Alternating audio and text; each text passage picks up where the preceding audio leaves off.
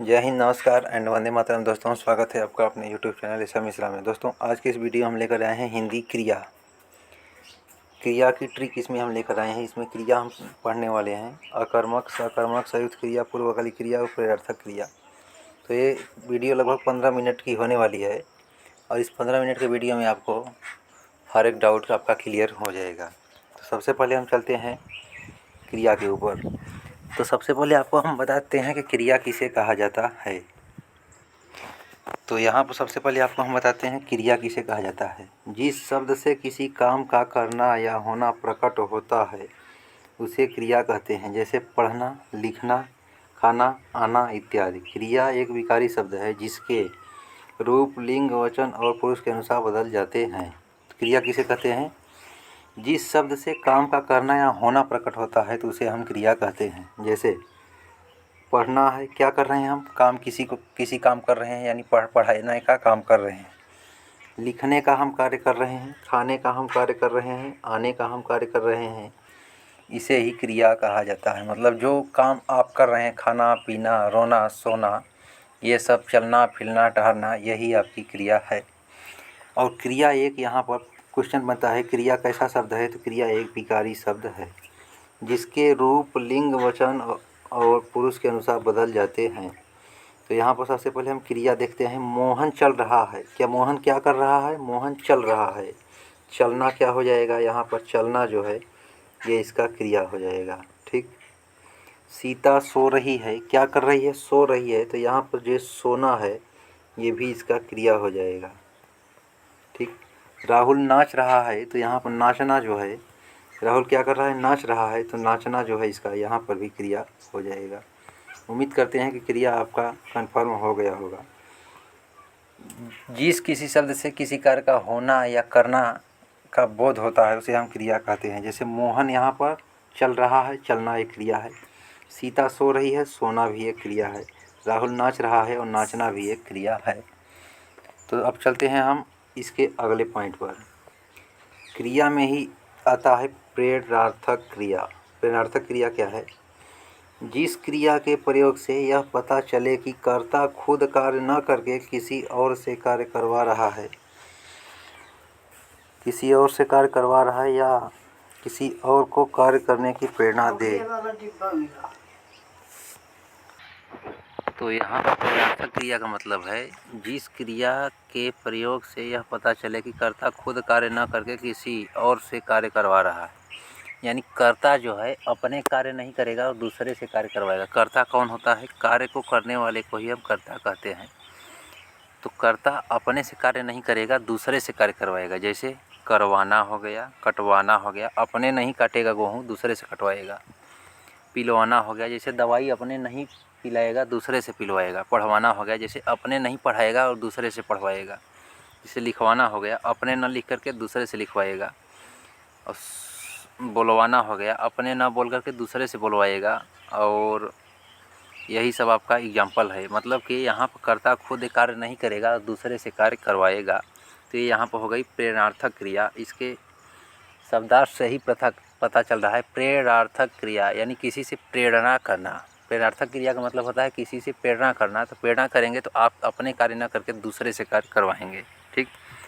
चलिए अब इसी कड़ी में आगे बढ़ते हैं। पूर्वकालिक क्रिया।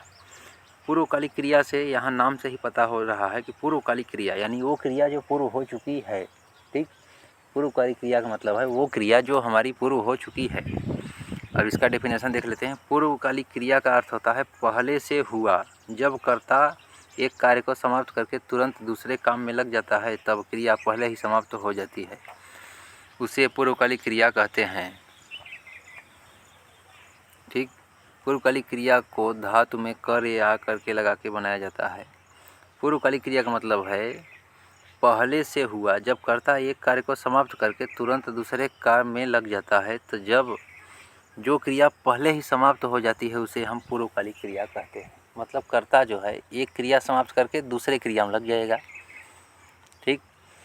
जैसे कि एक कार्य समाप्त करके दूसरे कार्य में लग जाएगा, तो जो पहले कार्य समाप्त हो चुका है उसे ही हम कहते हैं पूर्वकालिक क्रिया। जैसे पुजारी ने नहाकर पूजा किया। पहली क्रिया क्या है? नहाना। और दूसरी क्रिया क्या है? पूजा करना। नहाना और पूजा करना दोनों क्रिया है, लेकिन इसमें पहली क्रिया जो हो गई नहाना, दूसरी क्रिया हो गई पूजा करना। ठीक। चोर सामान चुराकर भाग गया। चुराना क्या हो गया? क्रिया हो गया। चुराना जो है क्रिया हो गई, ये पहली क्रिया हो गई, और भागना भी हो गया दूसरा क्रिया। ये भी क्रिया है, लेकिन ये दूसरी क्रिया है। पहली क्रिया क्या है? चुराना, और दूसरी क्रिया क्या है? भागना। यहाँ पर दो क्रिया आपको देखने को मिलेगी, जैसे नहाना और पूजा करना। तो पहली क्रिया नहाना हो गया, दूसरी क्रिया पूजा करना। क्रिया किसे कहते हैं? जो कार्य वर्तमान में चल रहा है या हो रहा है। ठीक। अगला है विद्यार्थी ने पुस्तक से देखकर उत्तर दिया। ठीक। देखना भी क्रिया हो गया और देना भी क्रिया हो गया। ठीक। तो ये दोनों क्रिया इसमें हो गई। वह कह रहा है वह खाना खाकर सो गया। खाना भी क्रिया हो गई, ये पहली क्रिया, और सोना भी क्रिया हो गई, ये दूसरी क्रिया हो गया। ठीक। यहाँ पर दो क्रिया देखने को मिलेगी। जो पहली की क्रिया आपकी पूरा हो चुकी है उसे हम कहते हैं पूर्वकालिक क्रिया, यानी एक क्रिया पूरा हो गई, अब दूसरा क्रिया में नंबर लग गया। लड़कियाँ पुस्तक पढ़कर जाएंगी। पढ़ना भी का हो गया? क्रिया हो गया। और जाना भी का हो गया? क्रिया हो गया। तो यहाँ पर दो दो क्रिया आपको देखने को मिलेगी।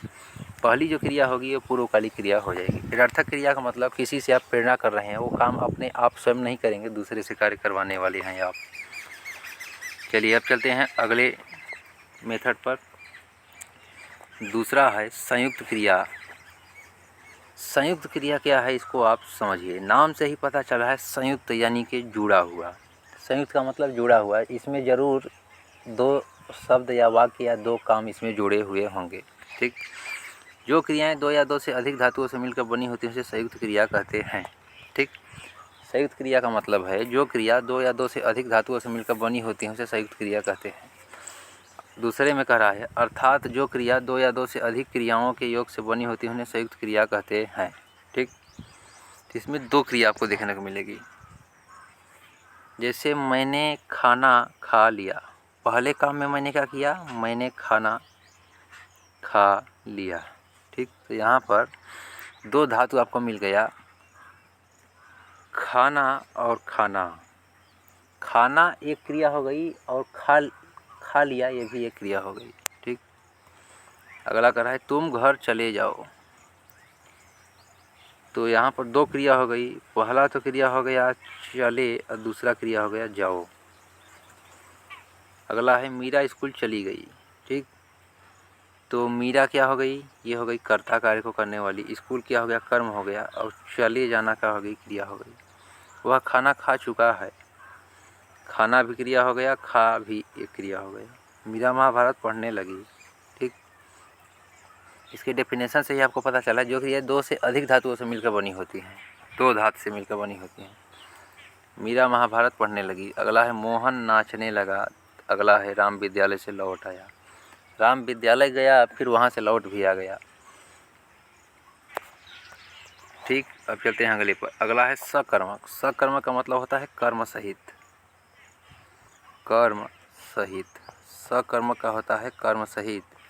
और अगला आता है अकर्मक। तो अकर्मक में जो है आपका कर्म नहीं होता है, क्रिया और कर्ता होते हैं दोनों। सबसे पहले आपको हम कर्मक, सकर्मक और अकर्मक में आपका अंतर समझ करा देते हैं। सकर्मक, स का मतलब होता है सहित। सकर्मक का मतलब है, स का मतलब होता है सहित, और यहाँ पर कर्मक का मतलब होता है कर्म, यानी सकर्मक का मतलब हो गया कर्म सहित। ठीक। कह रहा है उस क्रिया, सकर्मक क्रिया उस प्रकार की क्रिया होती है जिसमें कर्ता द्वारा किया गया कार्य किसी अन्य चीज़ को प्रभावित करता है, तो वहाँ पर सकर्मक क्रिया होती है। सकर्मक क्रिया उस प्रकार क्रिया होती है जिसमें कर्ता द्वारा किया गया कार्य किसी अन्य चीज़ को प्रभावित करता है, तो वहाँ सकर्मक क्रिया होती है। या दूसरे शब्दों में जब किसी वाक्य में कर्ता, क्रिया और कर्म तीनों उपस्थित होते हैं तो वहाँ सकर्मक क्रिया होती है। यानी कर्ता भी होना चाहिए, क्रिया भी होना चाहिए और कर्म भी होना चाहिए। ठीक। जैसे यहाँ पर हम लिख रहे हैं मोहन बाजार गया, एग्जाम्पल से समझा रहे हैं आपको। मोहन बाजार गया, मोहन बाजार गया। तो मोहन क्या हो गया? कर्म हो गया, नहीं कर्ता हो गया। मोहन हो गया कर्ता। बाजार का हो गई आपकी, बाजार हो गया आपका कर्म, और जाना क्या हो गया, ये आपकी हो गई क्रिया। मोहन कहाँ गया, उसका काम क्या है, कर्म उसका क्या है, बाजार जाना। कर्ता कौन है, मोहन। कार्य को कौन कर रहा है, मोहन। क्या कर रहा है, बाजार जा रहा है, यानी जाने का क्रिया कर रहा है। तो उम्मीद करते हैं आपको समझ में आ गया होगा। देखिए यहाँ पर सकर्मक क्रिया का उदाहरण समझिए। राहुल ने केला खाया। राहुल क्या हो गया, कर्ता हो गया। कार्य को कौन कर रहा है, राहुल, तो राहुल हो गया कर्ता। ठीक। कर्म क्या है, मतलब वो कौन सा काम कर रहा है, वो केला खाने का कार्य कर रहा है। क्या कर रहा है, केला खाने का, तो केला क्या हो गया, कर्म हो गया। और क्रिया क्या हो गया, खाना, ये हो गई आपकी क्रिया। तो इसमें कर्ता भी मिल गया, कर्म भी मिल गया और क्रिया भी मिल गया, यानी कर्ता कर्म क्रिया तीनों उपस्थित हो जाएंगे तो वो आपकी सकर्मक क्रिया हो जाएगी। सकर्मक का मतलब होता है कर्म सहित। यहाँ देखिए इस वाक्य में राहुल कर्ता है, खाया क्रिया है। राहुल कर्ता है और खाया क्रिया है, और केला यहाँ पर कर्म है। लेकिन यह कौन सी क्रिया है, सकर्मक या कर्म, क्योंकि इसमें कर्ता क्रिया और कर्म तीनों उपस्थित होते हैं, तो यहाँ पर सकर्मक क्रिया होगी। कर्ता कर्म और क्रिया तीनों उपस्थित होंगे तो वहाँ पर आपको सकर्मक क्रिया हो जाएगी। ठीक, आगे चलते हैं। करा है अकर्मक क्रिया। अकर्मक का क्रिया मतलब होता है जिसमें कर्म नहीं होगा, कर्ता भी होगा, क्रिया भी होगी, लेकिन कर्म यहाँ पर नहीं होगा। जैसे कि एग्जाम्पल समझिए इसका। अकर्मक यानी कि कर्म के बिना यदि वाक्य में प्रयुक्त क्रिया का प्रभाव फल कर्ता पर पड़ता है, अर्थात वाक्य में कर्म का प्रयोग नहीं होता है, तो उसे अकर्मक क्रिया कहते हैं। इसका मोटा मोटा आप हिसाब किताब जान जाइए। अकर्मक का मतलब होता है इसमें कर्म नहीं है। सकर्मक का मतलब होता है कर्म सहित, और अकर्मक का मतलब होता है इसमें कर्म नहीं होता है। जैसे लजाना, ये कोई कार्य थोड़ी है, ये एक भाव है। बढ़ना, सोना, सोना एक कोई काम थोड़ी है, ये तो आप सो रहे हैं, इसमें सोने में कौन सा कार्य कर रहे हैं आप, कुछ नहीं। खेलना, डरना, बैठना, मतलब जो कार्य आप नहीं कर रहे हैं। उगना, जीना, दौड़ना, दौड़ने में कौन सा कार्य है। रोना, ठहरना, चमकना, भरना, जागना, उछलना, कूदना, अकर्मक क्रियाएं होती हैं। मतलब इसमें कर्म नहीं है। जैसे हम एग्जांपल दे रहे हैं, राहुल खेल रहा है, राहुल खेल रहा है। राहुल क्या हो गया, कर्ता हो गया, और क्रिया क्या हो गई, खेलना।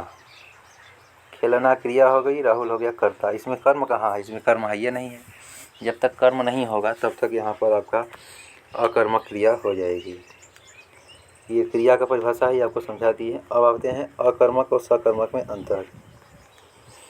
सकर्मक में इसमें कर्ता क्रिया और कर्म तीनों उपस्थित होते हैं। सकर्मक यानी कर्म सहित, इसमें कर्ता क्रिया तीनों उपस्थित होते हैं। अकर्मक का मतलब होता है इसमें कर्म नहीं होता है। इसमें आपके कर्ता और क्रिया तो होंगे लेकिन कर्म नहीं होगा। अगला इसमें सकर्मक में है, इसमें कर्ता द्वारा किए गए कार्य से कोई दूसरी चीज़ प्रभावित होती है। अकर्मक में है, इसमें कर्ता द्वारा किए गए कार्य से किसी और चीज़ पर कोई प्रभाव नहीं पड़ता है। तो जैसे नरेंद्र खाता है और जैसे नरेंद्र खाना खाता है।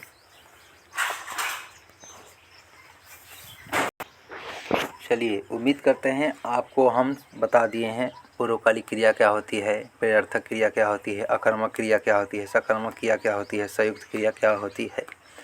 सारे क्रिया आपको हम बता दिए हैं। आते हैं इसके हम क्वेश्चन पर। तो पहला क्वेश्चन है, आपका टेस्ट हो रहा है। कह रहा है क्रिया के जिस रूप से काम के होने का पता चलता है उसे क्या कहते हैं। क्रिया के जिस रूप से कार्य के होने का पता चलता है उसे क्या कहते हैं, वर्तमान काल कहते हैं। क्रिया के जिस रूप से काम का होने का पता चले उसे वर्तमान में ही तो कार्य होगा या होने की संभावना होगी, तो उसे वर्तमान काल कहते हैं। जो कार्य हो रहा है उसे वर्तमान काल कहते हैं, जो कार्य होने की संभावना है उसे भविष्य काल कहते हैं, जो कार्य बीत चुका है उसे भूतकाल कहते हैं।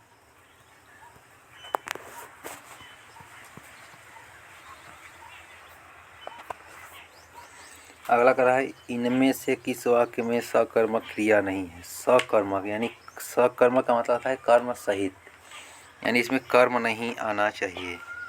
ठीक, तो यहाँ पर रमा क्या हो गया, ये कर्ता हो गया, और लिखना हो गई क्रिया, पत्र हो गया कर्म। तो इसमें तो है भाई, मैंने उससे पुस्तक दी, मैंने क्या हो गया, ये हो गया कर्ता, और पुस्तक का हो गया, कर्म देना का हो गया क्रिया, इसमें भी है। विद्यार्थी कक्षा में पढ़ रहे हैं, विद्यार्थी का हो गया कर्ता, पढ़ना हो गई क्रिया, कक्षा हो गया आपका, कहाँ पढ़ रहे हैं कक्षा में, तो कर्म हो गया। यहाँ मोहन देर तक सोता है, सोने में आप कौन सा पहाड़ तोड़ रहे हैं, जैसे आप सो रहे हैं, कौन सा पहाड़ तोड़ रहे हैं, तो इसमें कोई कर्म आप नहीं कर रहे हैं। सो रहे हैं तो मतलब कोई कर्म आप नहीं कर रहे हैं। ऑप्शन नंबर ए इसका बिल्कुल सही जवाब हो जाएगा। अगला, इनमें से किस वाक्य में अकर्मक क्रिया प्रयुक्त हुई है। अकर्मक का मतलब होता है इसमें कर्म की आवश्यकता नहीं है। बच्चे केले खा रहे हैं, इसमें कर्म है। लड़का पत्र लिख रहा है, इसमें भी कर्म है। बच्ची वह पढ़ रहा है, वह क्या हो गया, कर्ता, पढ़ना का हो गया आपका हो गया कर्म। ठीक। बच्ची सो रही है, अकर्मक क्रिया प्रयुक्त हुई है, ये हो गई बच्ची सो रही है, बच्ची सो रही है, तो इसमें कोई कर्म नहीं है। बच्ची क्या हो गई, कर्ता हो गया, सोना क्या हो गया, क्रिया हो गया, इसमें कर्म नहीं है, तो इसलिए इसका बिल्कुल सही जवाब ऑप्शन नंबर ए बन जाएगा। अगला कह रहा है किसी कार्य का करने या होने का बोध करने शब्द को क्या कहते हैं। आपको क्रिया के आपके उदाहरण बताए थे, किसी कार्य का होने या करने वाले बोध को हम क्रिया कहते हैं। तो यहाँ पर 4 ही प्रश्न है। उम्मीद करते हैं कि सारे प्रश्न आपको समझ में आ गए होंगे और ये टॉपिक भी पूरा आपको समझ में आ गया होगा। वीडियो कैसी लगी कमेंट करके जरूर बताइएगा। फिर मिलते हैं अगली वीडियो में, तब तक के लिए जय हिंद, नमस्कार एंड वंदे मातरम।